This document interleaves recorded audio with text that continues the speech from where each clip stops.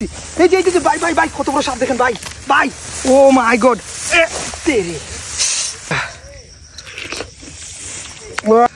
ভাই যদি আজ্ঞা পারে এত বছর পরে দেখলাম প্রাণ সকির মুখ ভাই ভাই ভাই যে বড় সাপ হ্যালো গাইস আমি পাহাড়ি মানুষ অনেক বড় একটা সাপ গাইস এখানে আমার চোখের সামনে ছিল অনেক বড় একটা সাপ এই প্রথমবার এই পাহাড়ের মধ্যে সবচেয়ে ভিন্ন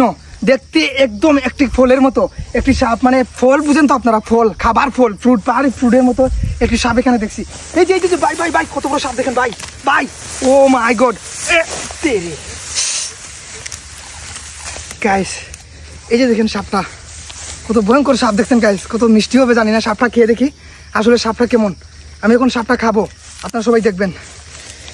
হ্যাঁ আসলে সরি গাইস এটা হচ্ছে আনারস আমি পাহাড়ি মানুষ আপনাদের সাথে মজা করলাম এখন দেখি এটা কতটুকু স্বাদ হবে পাহাড়ি আনারস মানে মিষ্টি আনারস এত মিষ্টি এগুলো বলে বোঝানোর বাইরে ও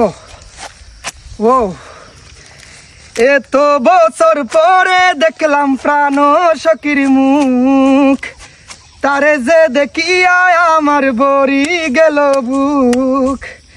এত বছর পরে দেখলাম প্রাণ সকির মুখ তারে যে দেখিয়া আমার ভরি গেল বুক সিলেট শহরে গুইরা গুইরা যাইমু গ্র্যান্ড সুলতানে খুঁজা দেখছি লন্ডনে ও ভাই সব কি তা খবর ভালা সৈনি আপনি আপনার লাগি আনারস আনছি সেই সাথ গাইস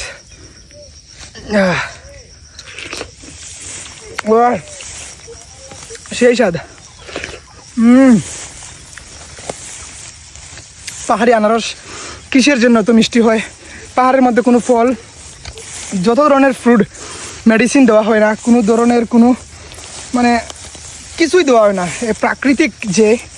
সৌন্দর্য প্রাকৃতিকভাবে যেভাবে ফল ফ্রুটগুলো বড়ো হয় ঠিক এমনভাবেই এই ফল ফ্রুটগুলো পাহাড়ের মধ্যে বড়ো হয় এখানে কোনো মেডিসিন নিয়ে আসার মতো ব্যবস্থাও নাই মেডিসিন দেওয়ার মতো ব্যবস্থা নাই বাস এগুলো হয়েছে কোনো এক বছর কোনো এক মানে আদিকালে এখানে আনারস বাগান ছিল কোনো এক আদিকালে এখানে কাঁঠাল বাগান ছিল